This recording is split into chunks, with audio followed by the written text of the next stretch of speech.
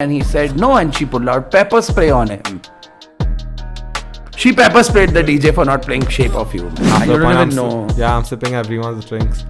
Next thing I know, like, this is when I wake up. The bouncers are carrying me and putting me in the car. Oh shit.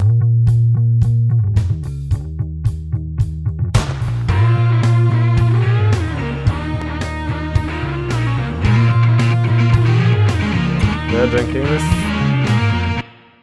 Port side, man. Yeah. It's quite cool. I've drank on podcasts before, but I've never like showed anything. With this one, it's this new drink. I wanted to try it on. I thought it would be cool to do it on the podcast. Yeah, man, it's nice. I've had it before. Yeah, cheers.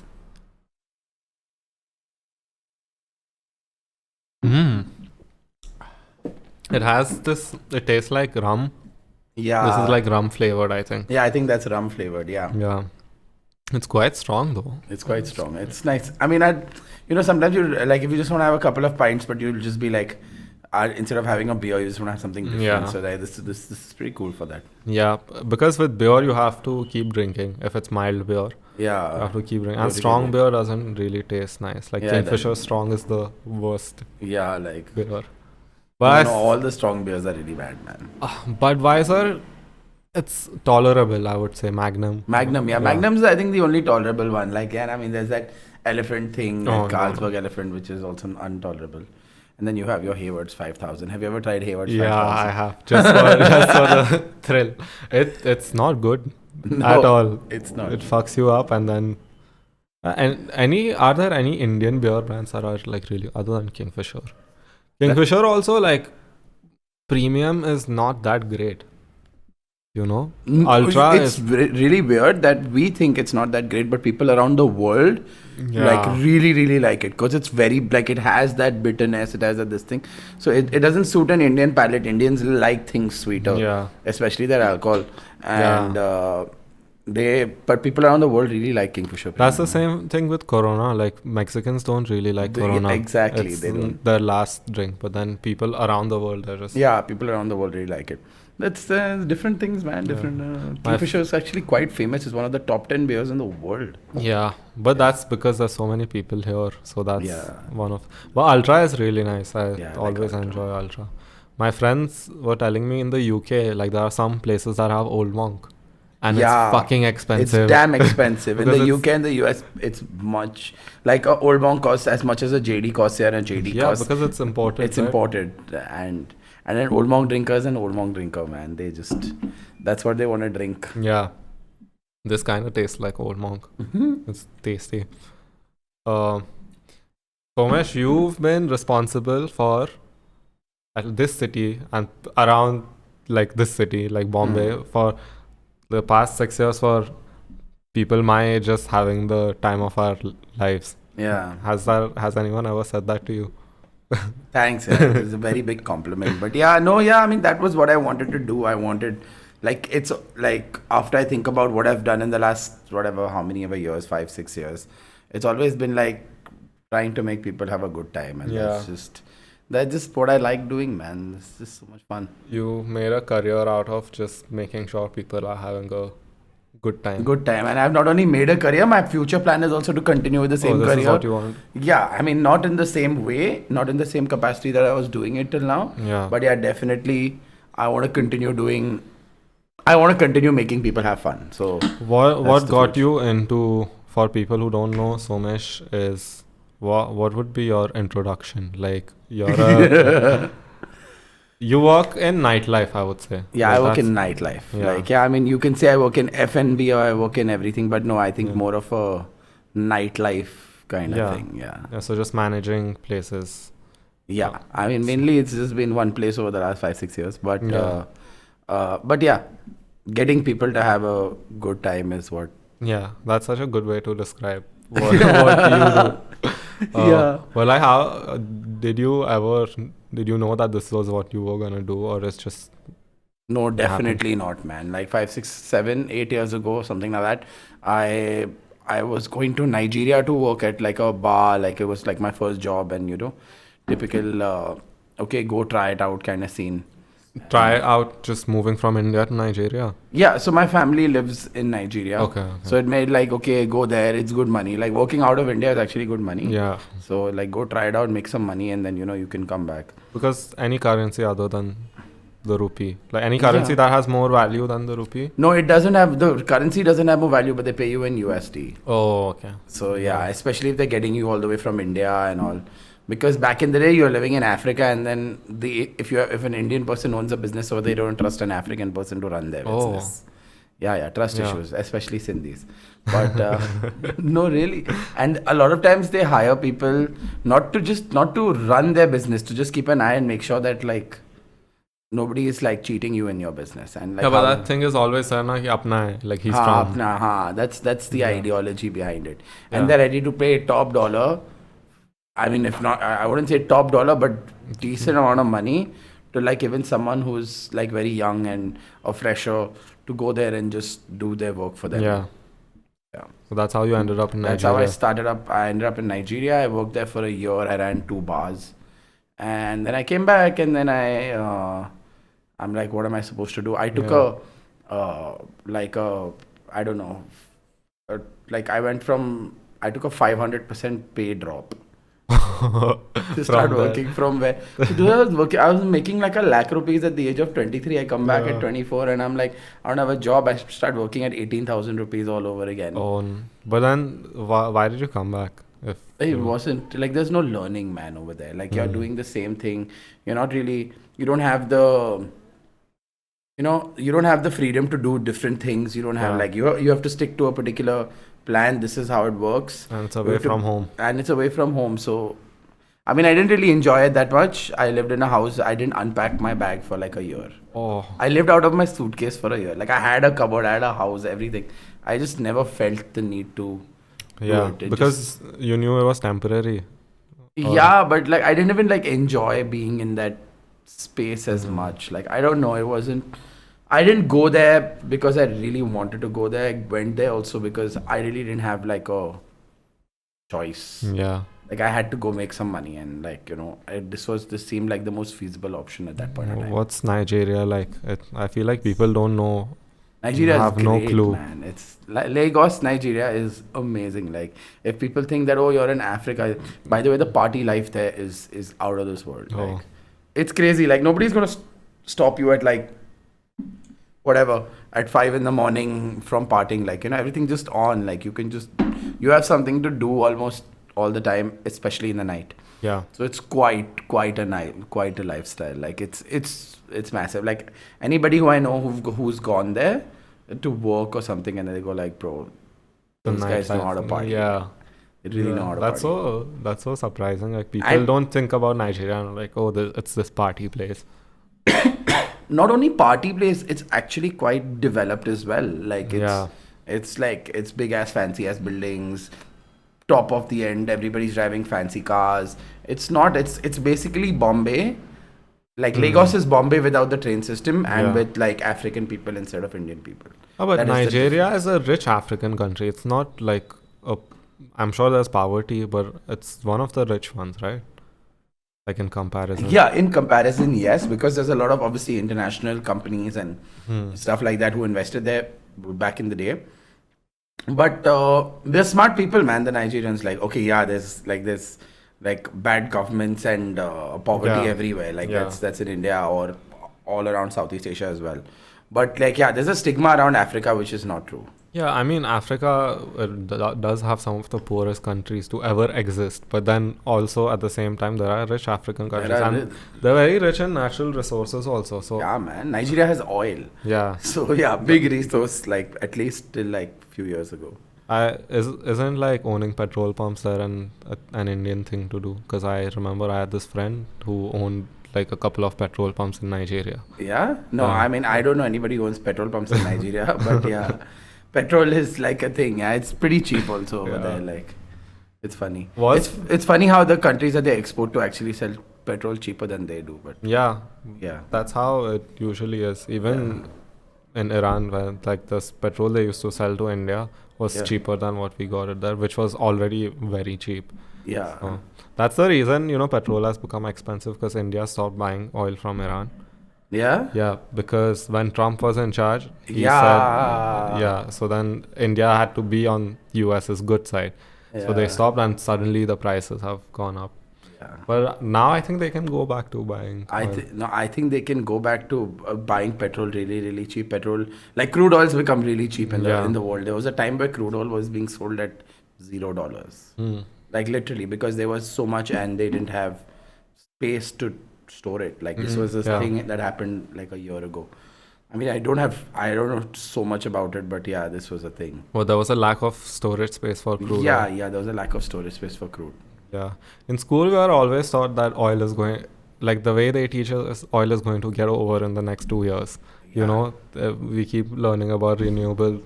I don't know if oil will ever get over. I don't know. I don't think We'll so. get man. over before oil gets over. Yeah, we'll get over before. I don't think at least our lives will go like, I think, yeah, okay, all this renewable source of stuff will come and all of that will happen. But Yeah. yeah, people will still be buying petrol. Yeah, electric cars, I don't know how long it'll take for them to be like fully available in India, where you see people driving Teslas.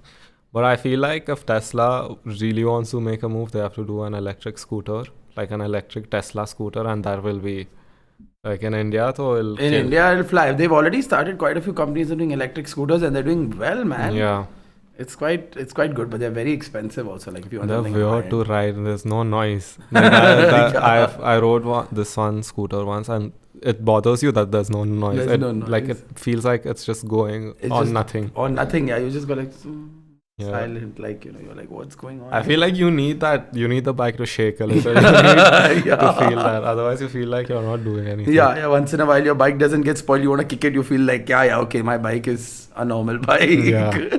The other day, I fell off the bike. This lady, she was driving, and then suddenly she hits the brakes to take a U-turn, and I hit my brakes and I fall. And she looks back at me and she's like, "You don't see the indicator or what?" And I haven't even said anything to her. Like, I've fallen down in peace. I wasn't even going to fight with her. She's like, "You can't see the indicator or what?" She's getting mad at me because I fell behind her. Such typical behavior. I think it's just what do you say? It's just a natural reaction for someone to be like, if they fell behind me, they're gonna blame me. So before they blame me, Yeah. I'm just gonna blame you. She didn't even wait to see like I'm getting up. Some poor guy, he stopped and he was like, "Oh, I'll help you." And then the bike started leaking petrol. So I got scared. I thought I broke something. Then I went to the garage and he said, "No, this happens every time the bike falls." Yeah. Your bike falls and all, like it'll leak from somewhere and then it's fine. Yeah. Well, we were talking about you. Your 6 your 6 years. Where did we go? Oh Yeah, so you happens. came back here and you started working, and I started working at like this place in camp called 11 East Street Cafe. So I used to work there. the bus. The bus, yeah. Yeah. I was hired as some banquet manager at the back end. In 3 weeks, they realized, no, this guy's smarter than all the other people over there. So they made me like the manager of the main restaurant, which was 11 East Street Cafe. And I was there for like a year and a half. It was fun. Like I ate some really good food for like 1 The year. food there is good. The food there is really good. So Yeah. got to eat some really good food. And yeah, it was fun, man. Talking to people, wearing a suit half the time. Just being that guy. Being that guy, yeah. And then I just obviously made a lot of friends from there also. People were like, yeah. But then I still always like, I took an off once a week and I went to the same place. Yeah. We've all been going to for We've all years. been going to for years. Yeah. Well, High is such an iconic place, man. Like there's never going to be Yeah. in Pune a place with so much, like it's not common to see a place that it has its own culture. You know, you don't see that anywhere else. People try, but it's not easy to instill that. Yeah, because the ideology by which you run businesses is very, very different. The ideology with which we ran High was not like it. We didn't run it like a business. We ran it like a community, like a venue where we went. Like money is not a. Let's not look at making money. That's not the priority. Let's look at getting as many people, making them listen to good music. Like let's build a community. Money will come on its own. Like like that's just the ideology behind running it, especially back in the day pre-COVID. And it didn't bother us. Like we would hire more people. We would just keep like staff didn't leave. It's the first time in the restaurant industry I've seen in this city. I've seen where the staff just doesn't leave. Like it's the same people you'll see for years. Yeah. Because they're satisfied. They get their salaries on time. They make like whatever extras and what incentives or tips or something like that. Yeah. And they're very content with what they're doing. So That's one thing that a lot of places get wrong is that the first thing they look at is money. yes. So, and that usually, as a customer, you go enter, you feel that, you feel yes. like they're trying to, when someone comes and they keep asking you, what do you want to have? What do you want to have? Or they're recommending the most expensive dish on the menu. Like that doesn't feel good for a customer. It doesn't because it's driven by like those things are driven by like they're driven by money. Like I mean, the reason why also that happens is because you're working with a lot of uneducated people. Yeah. I mean, like your waiters, your like the people who are serving you are Yeah. generally people who don't have that much of an education. So the only thing that motivates them most of the time is money. Yeah.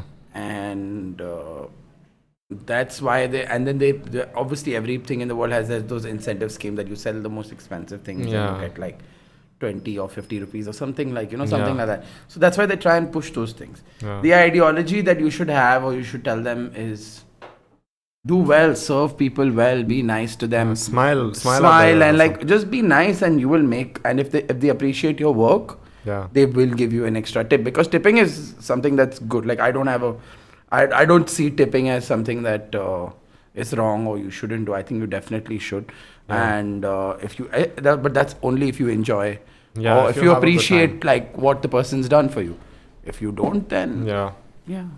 Tipping, I feel like with Zomato and Swiggy, it's always nice to tip. Yeah. Because, dude, like you order in the rain. You're sitting at home in the middle of a pandemic and there's someone coming and giving you food. You can give him $20. That $20 goes a very long way. It goes a very long way for them, because for them it just adds up and like they probably get to eat something nice. So they probably just add up in this thing and probably get to like you don't know what they do, how their lives are and what they're doing every day. Some of them really come from a lot of struggle and like it can go a long way for them, or it can just be nice. Like it can just be a smile that can be like, "Chal, ek sutta He'll get marega," a smoke. like, Yeah. That's what I was trying to say. yeah, like it depends. Like they just get a smoke and be like, "Oh, at least I did well. My smoke is sorted." Yeah.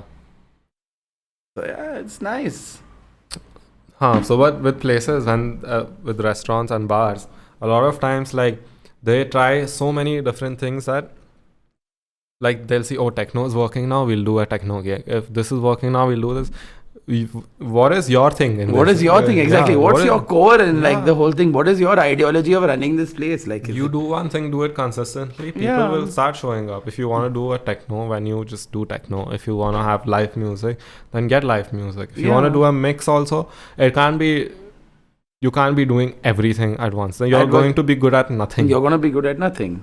You have to have like, and it's not only like with restaurants, with any business in the world, you have to have like, this is what I want to do. This is what I want to be good at. And you focus on that and it's going to take you a long time to get there. But when it gets there, then you just like, I mean, that's what happened. Like you just said, like we at High, we said, we want to do good music. And at the end of the day, every single musician in this country probably at some point of time has wanted to or has played at High. Yeah. So, I mean, that's a great in and out of the country. In and out of the country. But out of the country, I mean, there are too many of them out of the country. Yeah. But yeah, even if in the country, almost every artist has wanted to or has played at High. Yeah. Indie artists, there is like, the independent artists. Then like, I mean, that's a huge compliment. Like, that way, so I say like High was so ahead of its time because right now, like those artists that used to come and play at High on a Tuesday night, not Tuesday, Wednesday night, Thursday night. Now they're doing like big venues, they're doing arenas. Exactly. Like I always remember this one night where Ritviz was playing at High. Yeah. And it was just me and my friends dancing in front of like the booths inside. I'm sure that's happened. Can you imagine that now? Like if Ritviz is doing a gig and then and then there'll be like 30 people, 50 people dancing to him. Yeah. I mean, that happened. That happened. Literally, that happened. Like, I remember going for a nuclear gig where there were literally 100 people. Yeah. And nobody knew who he was. That'll never happen again. That will never happen again. I mean, look at Gurbak's. Gurbak's first gig as a high was my birthday in 2016. It was the 2nd of January. And it was a cookout. So, and it was like the first day of the year, right? Yeah. So, everybody's pretty much hungover. Yeah. And it was like, oh shit, how many people are here? Like, okay, cookout, I look around, there's a decent amount of people, there are like 150 people. 50 of them were my friends. Yeah. Like, They've come for your birthday they've just come party. for my birthday party. And like, oh yeah, like this guy's playing good music. Who's this guy? What is his name? Good backs or something like that. Like, and today, look at it. Like, you don't announce his gig also and it still gets sold out. Yeah. Well, in your 6 years, you've been managing like pubs and bars and places for longer than that. Like, What's the worst thing that you've seen in in these years? There are a lot of bad things that I've seen, man. But you've seen it and you're just like, man, I didn't sign up for this. Like, this is not something that I should be seeing at my job. Honestly, no. No, there's never been something that I anyway said that I didn't sign up for this. I knew I was going to get a lot of flack. I knew people have come up to me and said, who are you? I'll buy you. Like, who are you to talk to me like that? I'll buy you. Like, who are, like, some kid has come and told me, like, tu kya hi hai? Tu to kitne paise hi kamata hoga? Like, I make this much. One I'm of like, those guys. And I'm like, good for you, man. Yeah. I still don't, like, want you to be here. Yeah. But yeah, no, there's been a lot of weird things that have happened. I once was serving someone a risotto and they asked for kanda limbu. They did, man. They asked for kanda limbu, man. With the risotto. And like, these are like, okay, there are a lot of small incidents like this, and I went like, bro, like, what is going on? Like, we're playing music, we're playing hip hop one day, and this girl comes up to me and goes like, can you please play some songs? I'm like, what do you mean by that? I usually get, can you play some nice songs? Yeah, that is still all right, but can you play some songs? Can you play some songs? And no, we're not even playing like electronic music. Yeah. We're playing like commercial music. Like, Yeah. and I'm like, what more do you want? Yeah, dude, as a DJ, though. The last gig I did, someone came and asked me for Guru Randwa when I was playing like a house set. I never really thought of that. I never really thought of calling him Guru Randwa. What is this? Randhawa. Randhawa. I just butchered his name. You butchered his name pretty much. I didn't even mean to. But yeah, that's though you get, bro. Can you play some nice songs? What do you think I'm doing here? Do you think I woke up today thinking I'm gonna come and play bad songs just to ruin everyone's time? This once, okay, these DJs are playing, and this was pretty bad. Like, I went, like, this is one of those moments. It wasn't pretty bad, but it was quite like annoying. And these DJs are playing, and this is like, I think 4 years ago or something like that. And they were like house DJs, they're playing house music. Yeah. It said on the poster, house music. Yeah. These girls come and there's a Thursday night or something like that. And they go like, can you please play Shape of You? And Shape of You had just come out then. And the DJ said, no, I mean, I don't have the song. I'm not going to play Shape of You. Yeah. Like, no, you have to play Shape of You. And he said, no. And she pulled out pepper spray on him. She pepper sprayed the DJ for not playing Shape of You, man. Oh, imagine you tell Ed Sheeran this. He doesn't know whether to be happy. So, wait, what with pepper spray? It's not just, it fucks up the whole place. Yeah, everybody had to leave the inside room. It was bad. Like in the next 1 minute, everybody just started rubbing their eyes, and it got uncomfortable, and everybody just walked outside. What did the DJ do? Was he Poor just guy, man. Yeah. Nice DJ. Like, they were our friends and all. It was his last set. He was leaving for the US. One of them. There were two of them. Yeah. One guy was leaving for the US. So it was his last ever set in Pune. And he's like, okay, we want to do this. And they said, okay, we do this. I'm going to spray pepper spray on them. Thankfully, it was like literally like the end of the night. So it didn't really cause that much of a havoc. Yeah. But yeah. You would, I think, agree to this. There's nothing as annoying as a really, really drunk girl. Like, like when they're past the point of, like, they don't even know what they're saying. They're not listening to you. They're like speaking at you, you know. There's nothing you can say. There's nothing you can do to like diffuse that situation. Diffuse that situation. Now, I mean, really drunk men are also very annoying. That is though another. That is another tangent altogether. But the point with really drunk women is that you can't even argue with them. Yeah. You just can't. You just have to just be like, yes, you're right. Yeah. And I don't know, man. All you try and do in that situation is diffuse the situation. Yeah. And the more you try and diffuse the situation, because women hate one thing. Women hate it when you say, calm down. Relax. There's so many times I stop myself from I'm like about to say, I'm like, no. You just don't say the words like calm down, relax. Chill is the worst. Chill is the worst. Like, who the fuck are you? Why are you telling me to chill? And I'm like, what else do I say? Do what you want, scream, shout. Yeah. But it's quite that those are words they don't like, and that's why it's like kind of worse in situations where you want to like get out. But those are situations with guys when they're drunk, you can just at the worst case scenario you just slap the guy, right? You kick them out. You kick them out. Like it's easier to just deal with testosterone with testosterone, but you can't do that with women. Well, sometimes like. For you, when you see these people, guys or girls, maybe if they're like on the younger side, do you like ever see someone and you're like, man, I feel bad. I feel bad for your parents right now. Like, has that ever happened to you? Because when I go out and I see someone, I'm just like, man, imagine like you trust your kids and you send them into the world and this is what they end up doing. No, but that generally happens with guys, like with guys who try and throw around their like for no reason try and throw around power or try and throw around money and stuff like that. That's it. Honestly, this used to happen to me like 4 or 5 years ago when I'm like, I feel bad for your parents. But over the years, I've realized that a lot of people grow out and people have their times. And people make those mistakes and then they grow out of it. It's weird. Like when you see I started like looking at kids partying and going crazy when I was 24. Today I am very old, and when I look at them, I'm like, I look at the ones that were crazy as idiots when they were, like we have friends who were idiots when they were like 3 years ago. They can't control their alcohol, they can't do it. And today they're responsible people, man. So, I mean, I think everybody has time. Like, everybody goes through. Everyone goes through the phases. But the phases are funny. Yeah. That's like, different people have different. But there's another way of thinking about it. Like when I speak about parents, like how are the parents that the kid has turned out like this? So that is also another way. That is another thing. Parenting and like all of that is a totally different thing. Yeah. How are the parents? I'm like, what are the parents doing? Like, how are they letting you do like all this bullshit and letting you get away with it multiple times? Like, okay, if someone does it once and gets away with it, okay, I understand. Like people getting away with the same absolute like crap. How do you pay 20K every night? Like how is your bill 20K and how are you affording this? How are you affording this, or rather how are your parents letting you do this?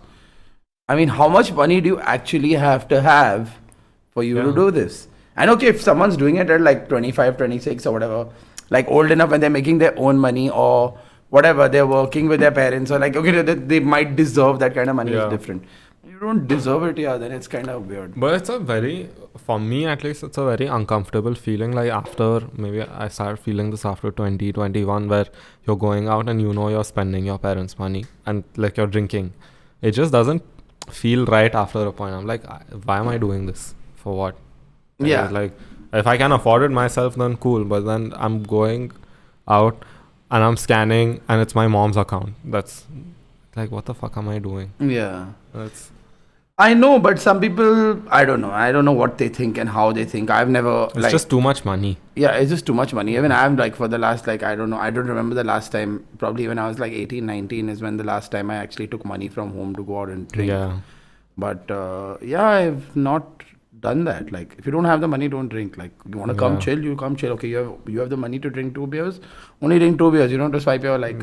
But some people still do it. I know people who are in their 30s and still do it. It's fine. Like, I mean, their life, their rules. They don't want to be responsible for. No, we just want to have stuff to talk about now. I don't care. I know, like, I know 35-year-olds who like who are worse. Like, I know people who've like. I mean, I know them, right? They're like, we've known them for so many years and all of that, and they leave like cards at high. Yeah. Like, okay, keep my card. They leave the card at the bar, Yeah. and they'll drink one day. They won't show up for like 2-3 weeks after that because they've left their card at high. Yeah. And they've probably got a new card. And like after, like, they'll be around, but they'll never go to the bar. They'll send a Yeah. friend and all of that. After like a few months, they'll go back. They'll see another bartender, or they'll Shit, leave I don't another know, card like- and all. So I have a guy, like I have guys who I have like 5 or 6 different cards of theirs, and all of them have running tabs on them. So like But now that- we know. That's that- kind of sad though when you think about it. Like all of this just to drink.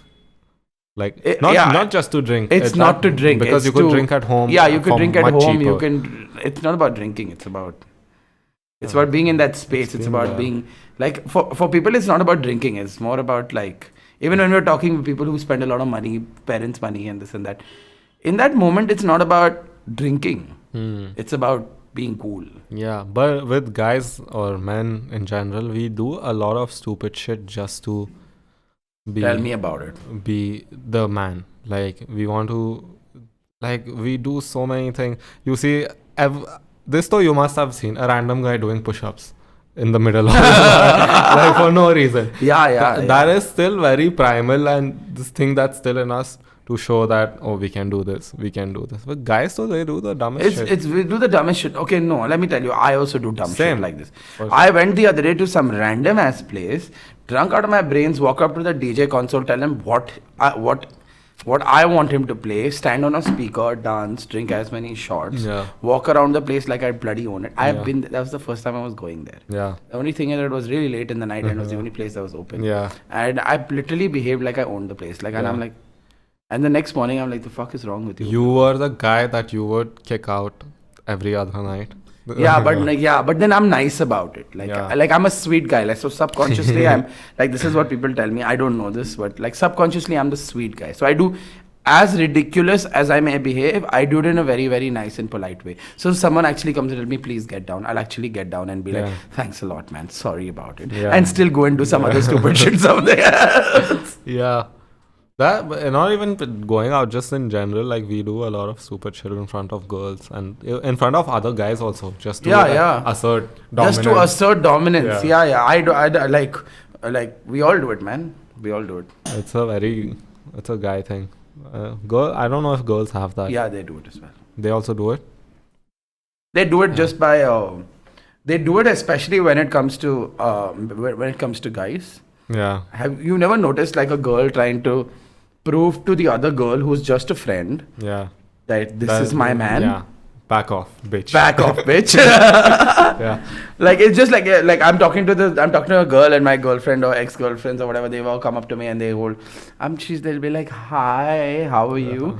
Oh, Hey, that's- and as usual they know that I'm gonna do like the regular introduction. Yeah. Hey, this is meet them, this is my old friend, this is my girl. Oh, okay. And they won't even they just say hi. Yeah. Not continue the conversation. Very, very deliberately you tell them, yeah, my man, fuck off. Like Yeah, that's the worst place to be as a guy. it's not. Yeah. It's quite. It doesn't boost your ego like to another It level. kinda does, but then It's weird. It's internal competition. Maybe if the other girl has the slightest Yeah. things for you, the next time she's around, she'll try and yeah.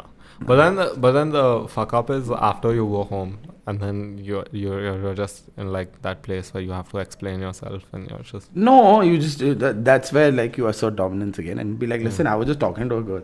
I don't know. For me, it was easier because I'd just be like, I was just doing my job. Yeah. But I mean, it took me a while to get to this place. But now for me, if I'm with a girl and some dude comes and hits on her, it's an ego boost. Because at the end of the night, he sees me going home with her. Yeah, and you have to show them Yeah. now that I'm going home with her. But then the thing is, if your girl is not the best and then she's playing along, then that's just not a good place to be in. Yeah, I mean, definitely not the good place to be in. If Yeah. she's playing along, but obviously, if she's playing along, why are you with her, bro? True. Should be But smarter than that's when you realize. But then yeah, man, if you're with someone who's conventionally very good looking or attractive, then there's always going to be guys who come and hit on her, and Yeah, you have to yeah. be okay with it. You have to learn to like it. Yeah, and it's not only that. Sometimes, yeah, you have to learn how to like, whether good looking or not good looking or whatever convention on. There are always gonna be guys who are gonna come hit on your girl, and it's just gonna happen. And you just have to learn how to deal with it. Like I hate, like this is one thing I hate. The kind of people I hate is guy comes and hits on your girl, the guy whose girl it is starts throwing a fit, wants to throw punches. I hate that. Like I'm like, you have to take it, man. Take it like a man. Like I mean, look, take it as a compliment. But you trust her enough, or don't you trust yourself enough to like?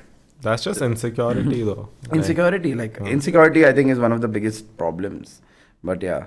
And everyone has it. Like it'll be very ignorant to say, "Oh, I'm not insecure." No, everybody has it. You don't have to react to like in Yes. that kind of way, man. You have to deal with it. You have. It's this. Every guy is insecure to some. Every person is insecure. Every man. girl is also insecure. Yeah. It's just that you learn how to not react, because your reaction is only going to make it worse. Yeah. Right? No one likes an insecure person.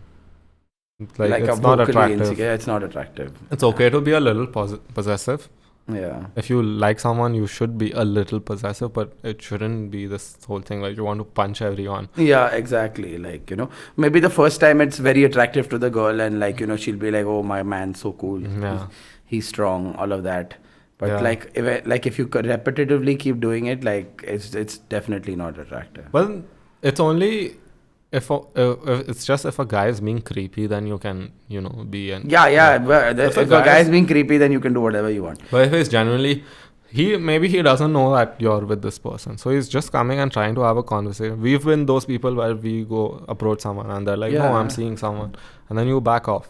If they don't back off, then that's maybe you can get involved. And but then a lot of times, if you react also and you're like, hey man, what the fuck, he'll be like, man, I didn't know, I'm sorry. Like, and then you look like a dick. Then you look like a dick. Then you will be like, oh shit, you should have just gone, like, grabbed and say, hey babe, like, or whatever you call the person, and be like, and then it's at least a certain, like, okay, she's with him. And then if the guy screws up, then he deserves to be like slapped physically or mentally. I like mentally slapping people, but whatever it is. But then they deserve it. Then like guys, like people are choots, man. They talk shit and they behave like idiots. And especially when you're out and people are drunk, like half the time, they only don't know what they're saying. Man. So you are like, what do you expect? Man. One way to know if someone is drunk is you ask them a question, and then you ask the same question in 5-10 minutes. If they answer it both the times, they're like pretty drunk. Yeah. Because your short-term memory gets affected when you're drunk. So if you ask him the second time and he's like, man, you just asked me this question, then okay. He's fine. That's why you don't remember shit the next day, because your short-term memory is gone. So like some things are though like blank. Like there's no way you will physically. There's no way you remember. Yeah. That happens to it started happening to me since I've grown older. I have like I have a night, and then I have like a 45-minute or like a half an hour gap where I remember nothing. Yeah. And people tell me funny stories about it the next day. Yeah. But before I started like drinking, I hear about this, but I thought, oh, how do you just forget? Like, but then you do it. You do forget. The first time I got drunk, I didn't know this concept of mixing drinks. Like, it's not good for you. I didn't know this. Yeah. So I was at this birthday party, open bar. So every 5 minutes there's shots coming, and I'm not even a drinker at this point. Like I'm sipping on beers and then just taking shots after another. And after and you don't even know. I'm sipping everyone's drinks. Next thing I know, like, this is when I wake up. The bouncers are carrying me and putting me in the car. Oh, shit. And I have to go home after this. So I go home. He was with me. Ali was with me. And he's put me on his shoulder and he's taken me up. And my mom's opened the door. And I wake up the next day with like a bucket next to me. The bucket is when you wake up to the bucket next to you is when you know That's the first time I ever like got fucked up. And then I had like tuitions in an hour. Tuition? Yeah, home tuitions. How old were you, man? This is like in the 11th grade. Yeah, you're like 16 probably. 16, 15 17. or 16. I had this friend where the tutor would come there, and the both of us were like his only students. And this guy travels from very far, okay, every time. Yeah. I went to his house, and this friend was with me the night before, and we're both hungover. So we're like, what to do? There's no way we can sit through an hour of class right now. This guy comes, I hide in the room. And he opens the door. He's like, sir, I'm not feeling well. I have a fever and all. And then that sir, bechara also, he was like, okay, I'll come next week. And he goes, bro. He goes all the way back. He goes all the way back. And he's not even getting paid for that session. Oh, shit. So he just basically spent a long time. Yeah. He was pissed off, but there's nothing he can say. There's nothing he can say. That was my... I mean, if you did it like multiple times, then yeah, he would have like been like, what the fuck? But yeah. No, this was my first time getting like drunk. It's all right. I've done this like not tuitions, but I got drunk at once. It was my birthday party, and there was a lot of alcohol, and I've done weird shit like my mom's also there. They're all, my family's also getting drunk with all of us. So okay, no, I'll tell you this one. Just like when I was like 16, 17, and we were like we've gone for Christmas party and like open bar and shit, and I've gotten drunk, and my family sent me to go walk straight in a line, and I walk back, and they're like, you're drunk, and I'm like, no, I'm not drunk, and I go oh shit, they've made a lot of fun of me with that. But yeah, do you want another? Is this over? You want to have a word? I'll finish mine and then yeah no you have you finish yours. I have one sip left. I've never been able to chug. I know. I think it's this thing that you have to learn to open your throat. No, yeah. I mean, I can't drink beer like regularly. I'm not a beer drinker. So, yeah. I'm gonna try this one. Yeah, you try it. More of this. Called something berry. Yeah, something berry. It's actually called something berry. Yeah, I'm not making this up. No, another one of these. I've had that. I don't like Old Monk, so I can't drink that. Old Monk, it's a winter drink. For me, sometimes during the winter, it makes you feel warm. So I enjoy it. Otherwise, I can drink dark rum. I'm just not a Bacardi. I can do Bacardi Black. I don't have a problem. Old Monk, like back in the day when I was young, obviously I could drink Old Monk, but now I can't. I just don't like the taste. Maybe it just reminds me of weird, wrong memories. This is nice. It's better, yeah? Yeah. Like it's more of a chill kind of drink. Yeah, but it doesn't feel like it's 10%. This one at least. Yeah, it doesn't. 10% is quite a lot. I don't think. Yeah. I think if we have two of this, we'll be pretty high by the end of it. We'll see now. I think we should have had one before we started talking.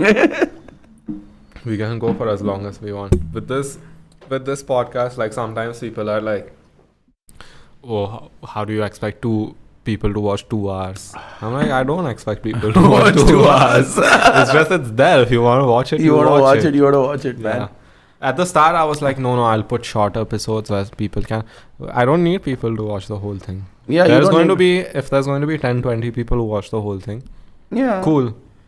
But I enjoy the process so much more. Like right now, we're just if the cameras weren't rolling right now, we'd be having the same conversation. Yeah, exactly. We're having the same conversation about drunk people. Yeah. So you still haven't told me what's the worst thing you saw. I've seen people throw up all over themselves. Oh. I have. Okay, I'll be very honest to you. I have seen lesser than the women around me have. They've literally they've had bad experiences. Because with the guys, the point is that a lot of times, a lot of things are. So I have had my girls who work for me, whomsoever my floor managers, had to jump over into the girls' bathroom, go clean people up because they weren't there was puke all over, and there was not only puke, there was it was a mixture of a lot of bodily fluids. Bodily fluids, I must say. Not only fluids, it was fluids and solids. Yeah, people have and it's puke and it's a mixture of everything, and they had to clean that person Have up. You ever been so drunk you shit yourself? I wasn't so drunk, but I did shit myself because I was in an accident once. Oh. It was pretty bad. I was in an accident. I was drunk out of my brains, obviously. The guy with me was also drunk out of his brains. This is when I was like 17 years old. Yeah. Why do all these stories start with we were drunk? We were really, really drunk. But yeah, like good and like really funny and really bad shit happens when you're drunk. But yeah. So yeah, this is when I was 17 years old. We went to Carnival. You remember Old Carnival? Have you ever been to Old Carnival? No, but I know where it is. Yeah, it's the same place. It's just like the way it was. You've been to Carnival now? No. Okay, now it's like a cool, nice restaurant and all. Okay. Back in the day, they were like these shacks, and you just sit on like they were like a mattress, not a mattress, like there was like mat on the floor, and like you call for shisha, and there's alcohol, but then we could just bring your own alcohol and then pay them 30 rupees per head for like it's called corkage. Yeah. And so this is like 2007 and all, man. So it was crazy, and we got wasted and. I had a very, very bad accident. The guy who was riding the bike was in hospital for 6 months. Oh. I was in bed for 2 weeks, but I also shat my pants. Getting back to shitting pants. But then you're not in control anymore. You're not. You're definitely not. I don't remember the last time I shit my pants. Yeah. That's a good thing, I guess. It's a good thing, I guess. It is a good thing, I guess. Yeah. What was nightlife like you said 2007? Yeah. Like I was 9 years old. Yeah, you were 9 years old. What was it like? 17, yeah, but it was nice. It was all right, man. Honestly, 2007, we were still kids. We still didn't go out partying and all. We would go out like very rarely for like New Year's Day or Christmas or like, stuff like that. But I remember like I started partying in like 2009 to be precise. And there were literally like, there were no places to party in this city. There was literally like 3. And we had this really cool concept called bladder burst, man. That was the best. Yeah. That was the best. $300. This is how we survived. Yeah, we would take 500 rupees from home then, once a week. 500 rupees. We'd buy 300 rupees bladder burst, drink, go reach at 8:30, drink till 10:30, pee our asses off. But that 500 rupees, you have 200 rupees more. One beer back in the day cost 95 rupees at a bar. So like, how much was MRP then? 60 rupees? MRP was like, 50, 60 bucks. Around. Good times. And then we would buy a beer for 95 rupees, buy smokes for 50 rupees. That time a liter of petrol was also 50 rupees. 500 rupees, you're sorted for the night, man. If you were hungry, there was a kebab pav outside. To sell kebab for 30 bucks. Like, have you eaten kebab pav from the guy? I used to eat for the longest time. Like, it was so convenient and it was tasty as fuck, bro. It was like the next day, sometimes every once in a while you'd like have a tough time in the bathroom, but it was okay, worth it. It was okay. It was worth it. It was definitely worth it. Proper minced meat. Proper minced meat it was. Obviously, like what he's mincing in it, we sometimes didn't know. He's selling it to us for 30 bucks. What do you expect? Back in the day, beef was okay, I think. Yeah, it was. Beef was okay. When did beef get banned? What, in 7-8 years ago? Yeah, in Maharashtra though. In Maharashtra and a lot of other states. Yeah, that's why I love going to Goa, where everywhere you go, you have pork and beef as an option. Yeah. It feels nice to have those options. Here it's so limited with like chicken. Fish is usually expensive at restaurants, so you can't afford to pay like $700 for a dish. Yeah. So the only options you have is like chicken. And paneer. Yeah. Mutton also, there's only so much mutton. There's only so much mutton you can eat, man. Yeah. It's not great everywhere. Like only nice mutton is like eating mutton like Indian style, like properly. Otherwise, it's not fun. Like nice Sunday mutton. Nice Sunday mutton curry. Mutton curry. Yeah. Otherwise, it's like most places, it either smells or it's not. Like, it's not fresh. It's just bones. It's just bones. Yeah. It's not fun. I hate it when they do that. That's why you always order boneless. No matter what, wherever you go, you order boneless. If you order with bones, you're just going to get. Yeah, bones. And the only thing they're going to give you is mince. Then they're going to give you like a sikh kebab or something like that, and that's it. Like you can't really eat it.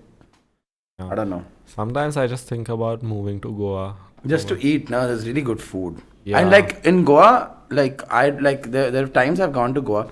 So there was this time 10 years ago, 11 years ago, where I went to Goa 10 times in that 1 year, not to party, for work, and I would eat, like, we didn't have budgets. Like, I went for work. I used to work for a not-for-profit, like so we didn't have budgets. So we were not given, like, and parents didn't give us money to go, like, oh, you're going to go out 10 times in a month, 10 times in a year. Yeah, take money, go eat at, like, all the fancy places. So we eat, like, roadside, like, curry rice plates or, like, sorpotels and, like, you know, like, really, really, like, I know, like, the really cheap places to eat in Goa that are really good. Because of, like, in 2010, that's all I did. Yeah. And, so, but the food's really good. Like, the kind of stuff, like, you can get for a very, very cheap price is also very, very nice. Everything there is pretty cheap. Even living there, like. Yeah, but food, like, if you're going out to eat, it's not cheap. Like, I would say, if you're going out to eat, just to eat, it's actually more expensive than in Pune. Depends on what places you're going to. Yeah, I'm talking about the nicer places. Yeah. Like, if you're going on holiday, you want to go to the nicer places, it's not that cheap. But those nicer places also, they have that name.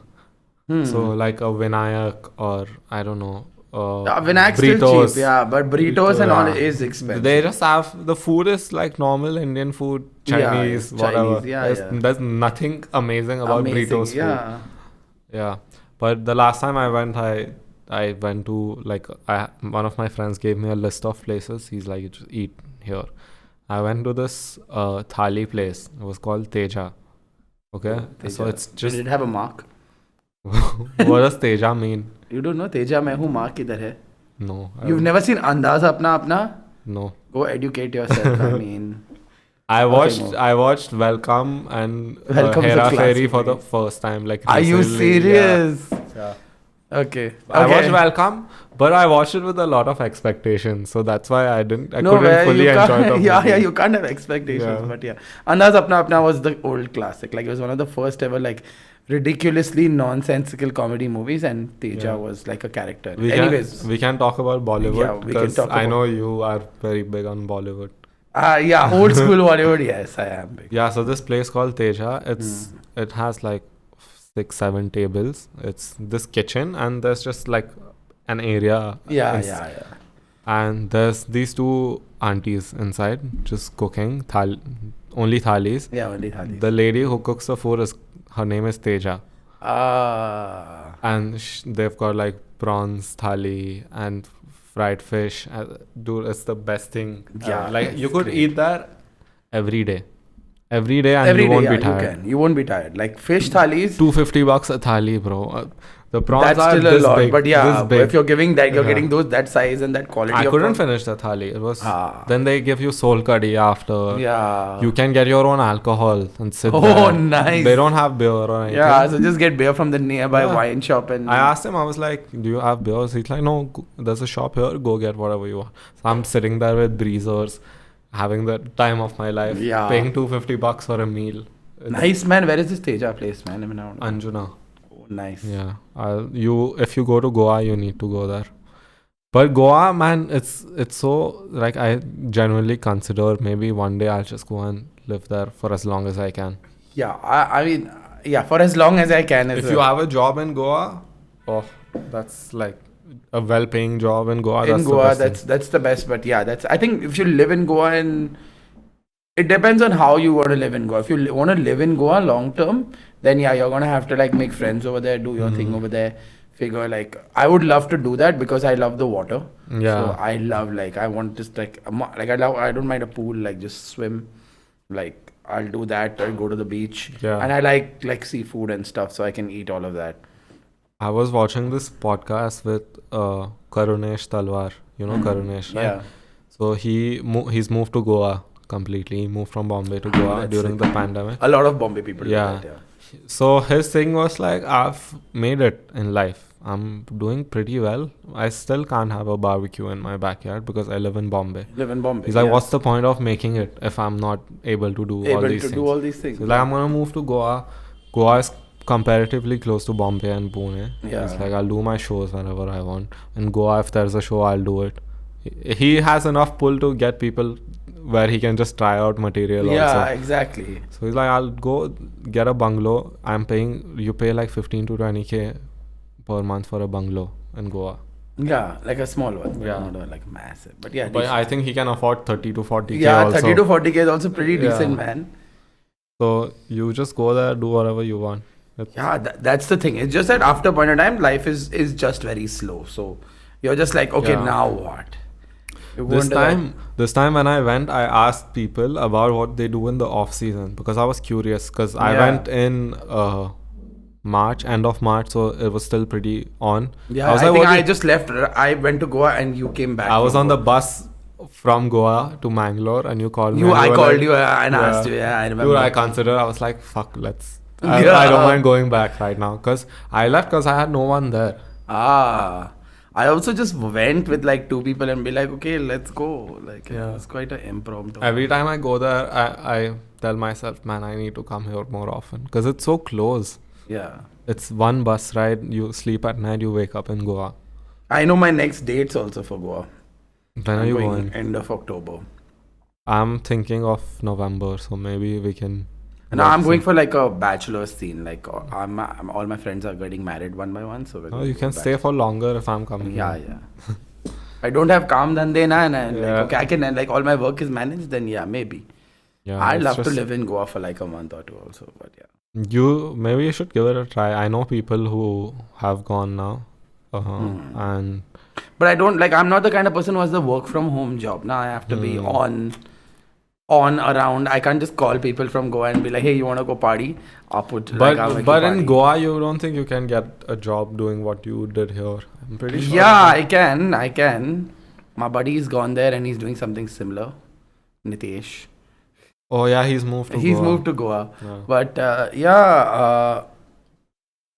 But no, I think, but I don't know if I want to do that. Now the point is, I don't want to do full time, like sit at a restaurant, sit at a bar, like do a party. Like I don't mind jumping and doing different Yeah. stuff. But I don't think that I know if so many people. The only reason I can do what I do in Pune is because I have the reach. Yeah. Like I know those many people. I've built those relationships. Like I've sat and drink and smiled and chilled with people for me to do that with people. Yeah. But I don't know those people in Goa. So my skills are not like innate marketing skills. They are PR skills. People skills. They are people skills. So I do it because of the relationships I have with people. Yeah. I mean, I can go and do it in Goa for like a limited period of time, but like I won't be able to do it in the long run unless I go and put myself out there and make a lot of friends. Yeah. But in Pune, I still have a reputation of, okay, the guy, if Somesh is telling us to come, it's going to be a good scene. Yeah. But like that. But that's so scary for a lot of people. Like for me also, I'm like, chal, one day if I move to Bombay, if there's an AminJaz gig, people are not going to come in Bombay. Yeah. Like, what am I going to do then? What am I going to do then? Yeah. So that's what you have to build now. That's what we have to look at, building our brand bigger and broader than what it is in the city. So yeah. And everyone is a brand now. Like you can't deny it as much as you want. No matter what you do, you are a brand. You are a brand, and Like- the faster you realize it, the better. Yeah, on your social media presence is so important. Anything you do, if you're trying Your trying to presence in general, yeah. anywhere, like even physically, if you're somewhere, your Oh, yeah. presence is very important. Like people, if people know that you're there, they know you. They come say hi to you, or you go say hi to them. All these things are very important because you're building that connect and that Yeah. reach with it. I like the thing you said about I've sat and drank with enough people and smiled at them. That is so important and people don't realize it. Like an in-person impression Yeah. is just, it can do wonders for you. Like you could be the smallest person and you have a good time with this good person and they're going to do a favor for you. They're going to do you a favor. You're going to do them favors, and it's just a give. Like then it becomes a nice give and take relationship Yeah. where they're not doing it out of only a favor. They're also doing it because like they consider you more than an acquaintance. Yeah. I think after a point in your life, you realize favors are currency.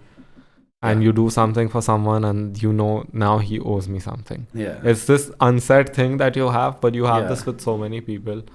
Yeah. And it gets so much shit done. It does. It gets a lot of things done.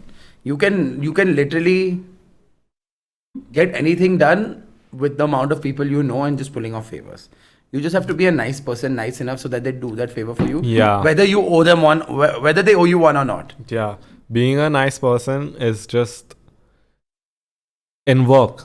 like people will want to work with you because they like having you around. Having you around, yeah. Yeah, it's like, oh, this guy is a chill person. I'm gonna work with him.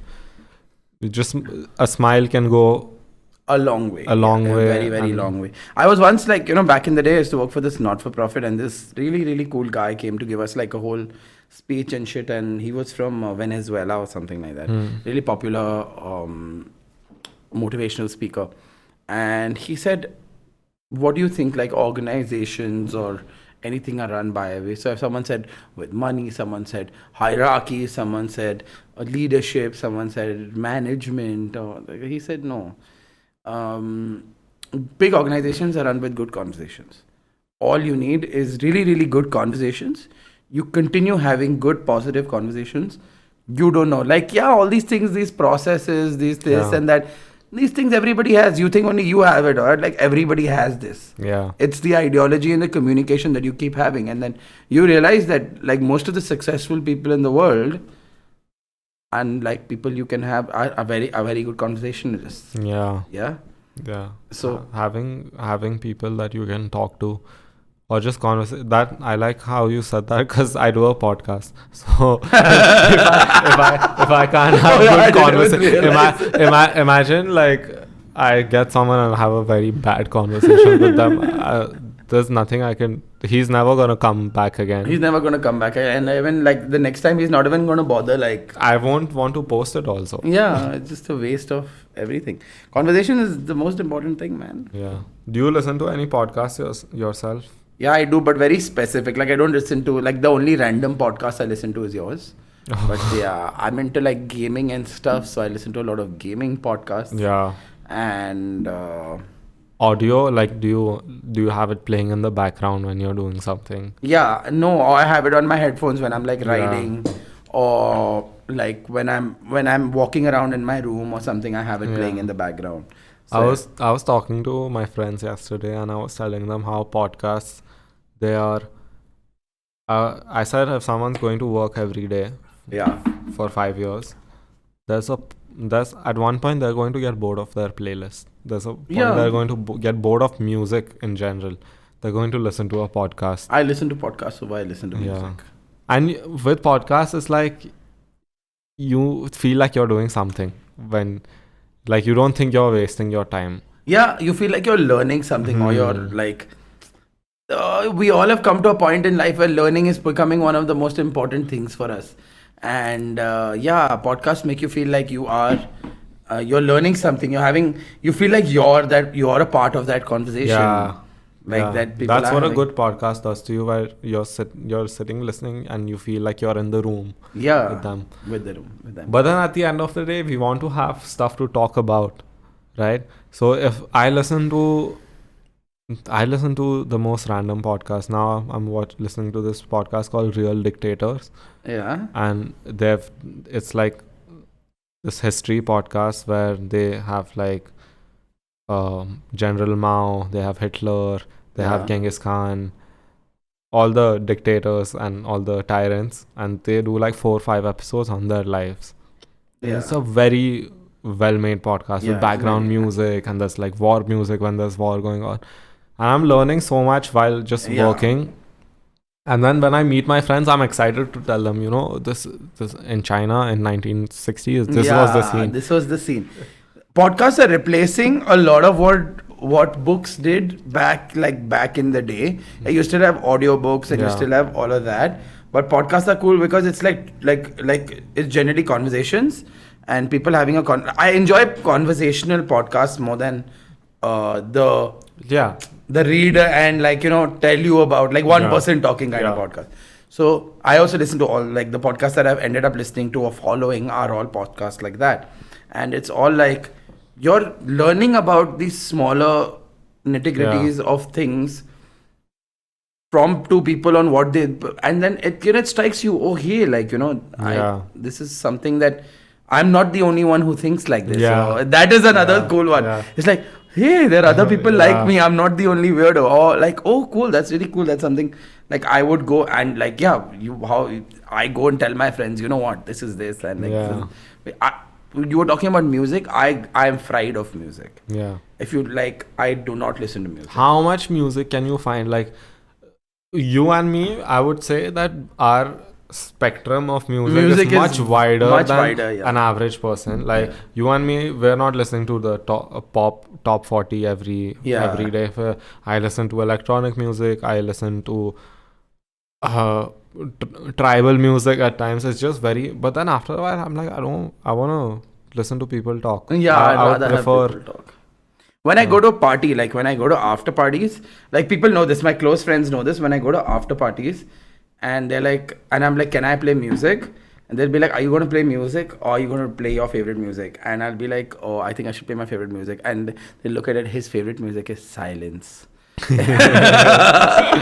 like, let's talk, man. Let's chill. Like, let's do something. Let's talk about something new. Let's do that. That's more my vibe. I really can't do. I can do music in certain spaces. Yeah. I can never do music in a house. Yeah. Unless I'm obsessing over like a particular song and I want to just listen to that in that moment. Yeah. And that is it. Like I never play.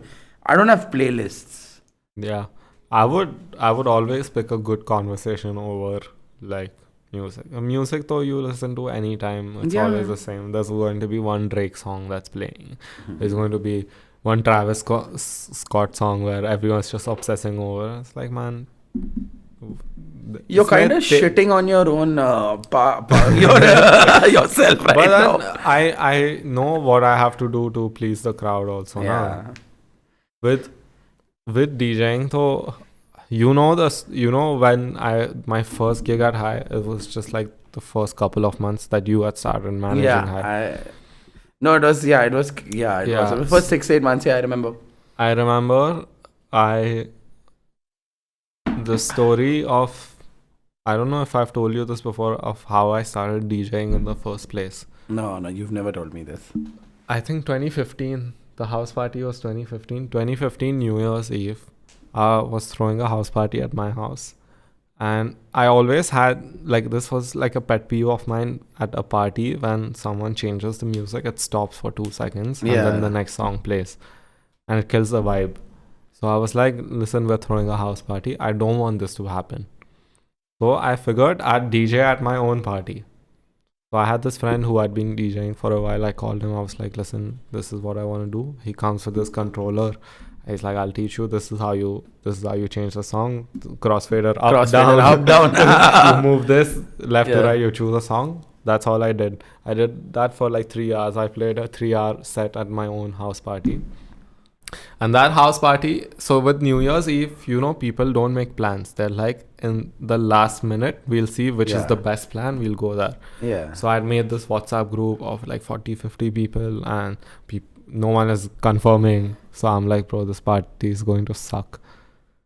And then at the day of the party, I just messaged the group and I said, listen, it's an open party. Get whoever you want. Come, don't come. I left the group. How you left the group? I left the group and bro, it was a 3 BHK, but it was a small 3 BHK and the party area was just the living room. I think 100 people showed up. Oh shit! I don't know the people. Some party. I don't know the people. Project X you threw. Closest thing you can have to a realistic project. There was no cars flying into my house. But people were like we had the storage space. The storage space was filled with people drinking. The kitchen is filled. Like the living room, the rooms that were locked were open. After the party, there was spots that I found like piss on the floor in my house. It was like wow. It was a wild, and this whole time I was playing music. So I told Ali, you're in charge of this. Another friend of mine, you're in charge of alcohol. Make sure no one drinks too much. My friend's passed out in the storage space. The person who's taking care of everyone. Yeah, so that was my first gig ever. Ali must be like 12 years old or something then, man. 2015, so Ali's like 15. Ali's 15. Yeah, and I played like for 3 hours and I got a lot of good feedback. People were like, yeah, because I obviously played commercial music at a New Year's party. And then this one day I'm at High and I'm with a friend and my friend knew Urvaksh because they were both in artist management, and we were on Upar ka place. Everyone was smoking, and I go to my friend. I'm like, yo, when are we leaving? And then she's like, hey, this is my friend. I mean, he's a DJ. I played only that one house party. Urvaksh is like, yeah, okay, let's exchange emails. I'm like, okay, cool. I'm pretty drunk at this point. That happens. In the next week, I get an email from Urvaksh. She's like, yo, there's this local scene happening. You play the opening set. And at this point, I know I'm not good enough, but I don't want to be a pussy also and say, no, I can't do it. So I'm like, yeah, done. So I come, I play that set, and that's just, after that, it's just like it kept happening. After that, you are DJ AminJaz now. Yeah. Big boy. With DJing, I've never been, like, I know it's not something that I want to do for a living. I just enjoy it happening like once in 2 months. Yeah, that's cool. That's cool. And like you don't even half the time. I'm sure you nowadays that you've come to a point where, because it's like more of a hobby, people come up to yourself and say you want to play a set. You don't actually even go to people and go like, give me a set, give me a set, give me a set. You just put it in the ear. Listen. If it happens, it happens. If it happens, it happens. If they text me and they're like, yo, we want you Or to inspiring other kids also to DJ and all nowadays anyways. Really? Yeah. Yesterday's too, he was telling me, I want to play another set, man. I'm like, oh yeah. yeah. I wanted to talk to you about Bollywood. Like, I know you're a big, every time we've been somewhere, you're like, Achha, let's play some Bollywood now. Yeah, I like Bollywood. Like it's also because I'm in a place the entire day where you don't listen to Bollywood for days and months. And it's weird, okay? So because I was born and brought up abroad, I have a bigger liking to Bollywood because it's your only attachment. It used to be like for the first 10, 12 years of my life, my only attachment to India was Bollywood, right? Yeah. That's how I learned how to speak Hindi. Like imagine not like growing up in a place where people spoke Hindi. Like we only spoke I English. can relate. You can relate. Oh shit, yeah, I did. But Bollywood and cartoons. So cartoons in India before there were like DTH, before there was like Tata Sky and all, there was no option to change the language. Everything was dubbed in Hindi. Looney Tunes was dubbed in Hindi. Looney Tunes is a silent show, it still had Hindi in it. So karke dikhayenge. Yes, I learned Hindi from Cartoon Network. From cartoons. Oh, that's class. Like I learned a lot of Hindi from Cartoon Network also. It's possible for if you're young and you watch cartoons in Hindi, you're going to pick up Hindi. Yeah, you're going to. Like even till today, like even a lot of these shows, these Shin-Chans and Doraemons and all, like the kids that watch nowadays, a lot of it is in Hindi, and that's how they pick up Hindi. Yeah. So with Bollywood, it's India's biggest export. I don't know. It is. There's this video, I'll show it to you after the podcast. It's just Indian people, Iranian people reacting to India. So it's just some guy in Iran going to people on the street and it's like, what do you think about India? First thing they say, Raj Kapoor, Amitabh Bachchan. That's everywhere you go, everyone's going to know who Shah Rukh Khan is. I went to Greece, I had the same thing, like, and they're like, hey, you're from India, Shah Rukh Khan, come here. And like, oh, I love Amitabh Bachchan, take this. It's €3 for you, €2. Like, I know the guy is scamming me, but that's like, he knows them, man. They are huge, and Bollywood is magic, bro. I shit on it as much as you want. There's a lot of shit Bollywood movies, but at the same time, there's a lot of good Bollywood movies also. Like, today I rate like some of the Bollywood actors as one of the best actors in the world, man. Like, they're really, really good. They get into a character and they like, you feel like you're in there.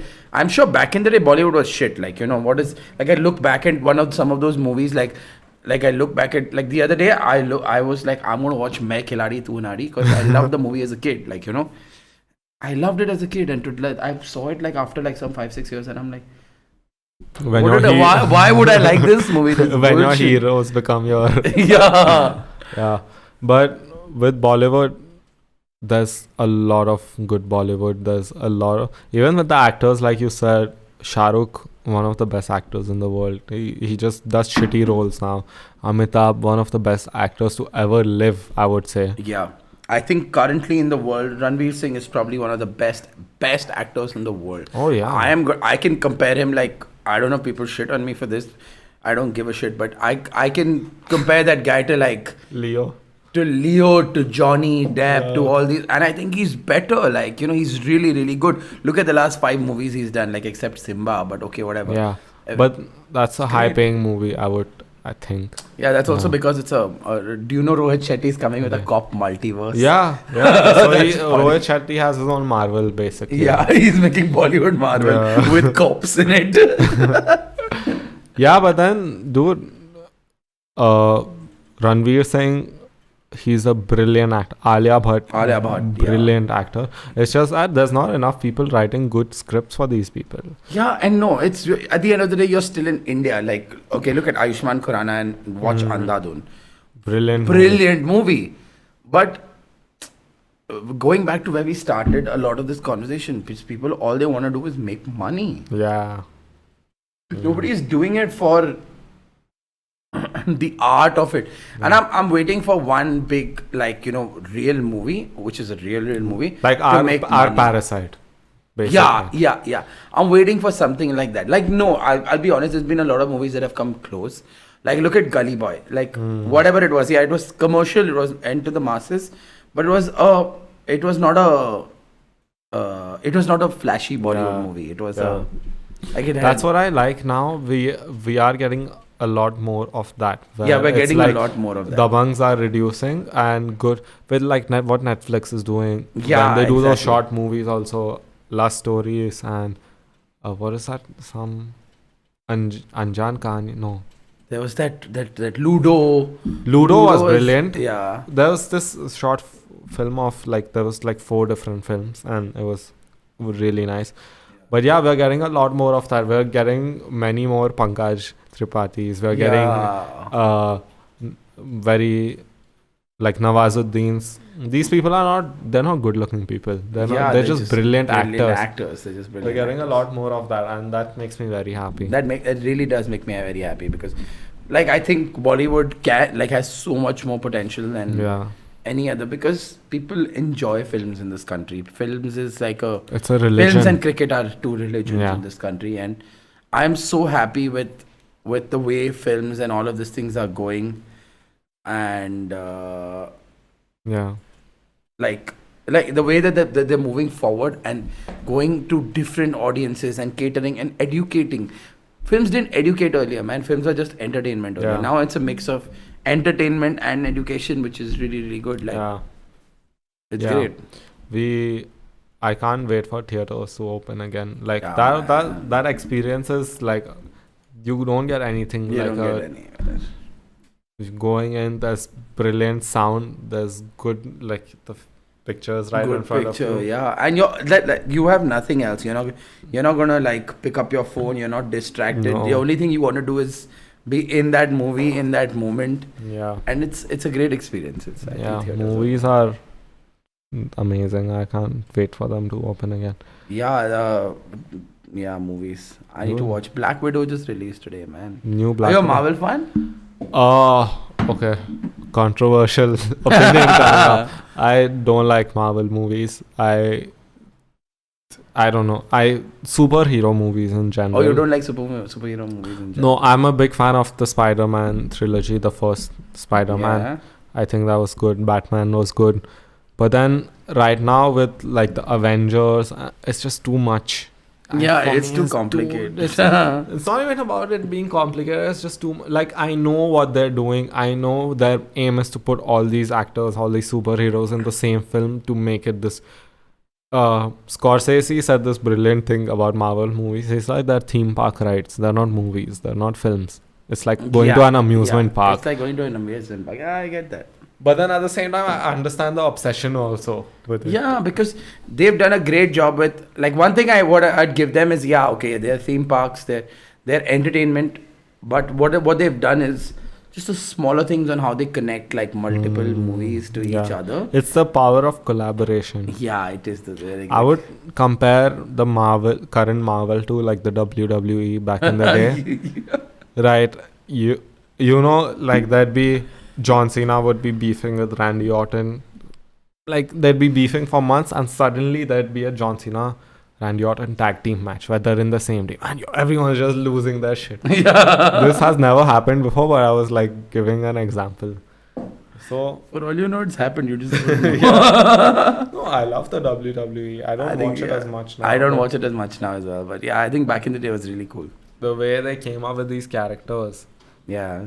We all know it was fake. Like even back in the day, we'd convince ourselves that it was real. That was really when we were teenagers.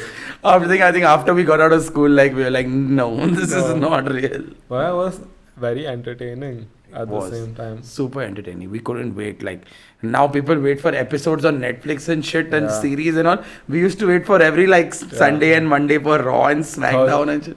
Raw was on Thursdays and it used to happen on Mondays, so we'd have 3 days and I'd know the results of the fights because the internet existed. The internet existed.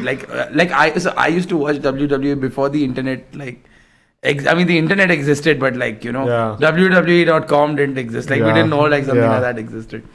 And we were like, oh shit, Thursday was... Monday was Raw, and we would see it on Thursday. Yeah. And Thursday was SmackDown, and we would see it on a Saturday. Yeah. And the Sunday would be the pay-per-views or whatever, which we would see 3 weeks later. Yeah. And we were like, this is so much fun, and Vince McMahon, he's the brains behind. The brain. The guy killed himself. He was on CNN dead. Do you know that? Yeah. He faked his own I remember death. This. The guy faked his own death, bro. Yeah. He's too dedicated, and the stuff that he's come up with, every big wrestler, every big WWE star that you see today, Vince McMahon is the brains behind it. The Undertaker was on a podcast a year ago, and he spoke about how everything happened and how he was just at the start though he was a nobody. They had just gotten him for one episode, and then they built this whole character around it. That whole dead man scene where kids still to now they think Kane and Undertaker are brothers, and they there was a house fire and Kane got burnt. Those stories. That whole story. So I remember I've seen this live. So I remember Kane for the first time entering WWF then. Yeah. It was the first ever Hell in a Cell match between Undertaker and Shawn Michaels. And they're both lying on the floor, and then suddenly there's this is 30 minutes into the game, both of them are dead as fuck, whatever. And then suddenly there's dark, both are lying like that. There's darkness, flames. Paul Heyman walks in and this guy with a mask breaks the lock. Chutya, you can't just hold it door and break it like that. Breaks the lock, enters Tombstone Piledrivers, Undertaker, puts Shawn Michaels' hand and he wins. And this is the introduction. This is Kane, Undertaker's brother. I don't know. I'm bro. That is theater. That is theater. That's great theater. Yeah. Imagine doing that entire theater when there are tons of thousands of fans sitting inside. Yeah. It was WWE was brilliant. Right now, I don't know what's going on with them. I don't follow, and what I've read is that they're doing better than ever. So maybe it's just a new generation, but I think that was gold WWE NF back in the day, our childhoods and our. I think it was great, man. Yeah, I even with. You see John Cena, he's WWE Superman. He's stands up against bullying. He's the good guy. Randy Orton is the devil. Back in the day, but now Randy's also a nice guy. Man. Yeah, so it's just The Rock, bro. The Rock. To get it. I swear to God, if I wanted one celebrity to become president of the United States, it would be Dwayne Johnson. Dwayne Johnson is my make-a-wish wish. If I ever got cancer, he's who I'd meet. Yeah. I feel he'd even consider becoming entering politics. I think he should, man. I think he's a really cool guy. I think he's smart also, whatever. I've seen interviews or whatever, seen him speak or whatever.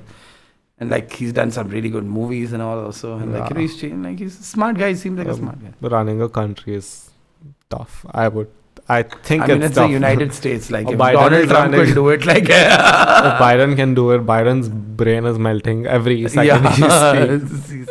I don't know if you've seen videos of him speak, and he's just all over the place. He's all over the place because, his predecessor was a shit show. I kind of liked him though. He's very good entertainment. You run a country like that? with the value he was providing, entertainment value, it's just unmatched. How does a president of the United States get banned from like every single social media platform in the world? You've seen. We were speaking about WWE. You remember when Trump ran WWE for a while? Oh, that was ridiculous. And then he was having the time of his life. And then he was running the country. There's nothing that will ever match Trump running the United States of America. The greatest country to ever exist in the world is According the to US. them, yeah. The greatest army the world has ever seen. He was the Commander-in-Chief of that Donald Trump. Donald Trump. Oh my. You can't write this. Okay. How long have we gone for? 2 hours. Okay, I think that's good enough. Yeah, I think that's good enough. Yeah. We've got enough content and talked enough shit. There's enough reels that are going to come out of this. Yeah. We'll make you popular. Like we'll make this podcast popular in Pune. We'll start a subscription on it also. This is a very Pune podcast, I would say. Yeah, this is a very Pune podcast. Like obviously. Okay, I appreciate you doing this. I really had I really thank you for calling me on this. Yeah, it was so much fun. No, I'll tell people how this happened. The other night I was out and Somesh was like, "Man, I like your podcast. Let's do this thing." I was like, "Yeah, cool. Let's do it." That's cool. Yeah, let's do it. Like even I was like, bro, I want to be like I was watching like your podcast and like, I mean, I don't watch the entire shows, but I like pick up like in the middle and all of that. And I randomly keep watching them and stuff like that. And we've spoken about this before as well. So I'm like, yeah, this is fun. Like, you know, I want to do this. I want to see what it's like and what would turn out like. And yeah. For me, there's a lot of, after I started doing it, there's a lot of people that want to come on it. But I don't want to boast, but like people who are like with big followings, but I'm like, I have nothing to talk to you about. You're going to sit there for an hour and we have nothing to talk about. I don't want to fake it. Yeah. So I would rather have someone who's not even doing content. Like you're not doing content. Yeah. I just figured it'd be a good conversation to have. So I was like, yeah, fuck it, let's do it. Let's do it. Let's do it, man. This thing is this is pretty by strong. The end, I think we if we would have had a few more, we would have. I had 1.5 and I feel. I've had 2 and I feel kind of buzzy. And I really need to pee. So outside. Peace. Thank you. Thank you for watching. Thank you for watching, guys. See you. Take care.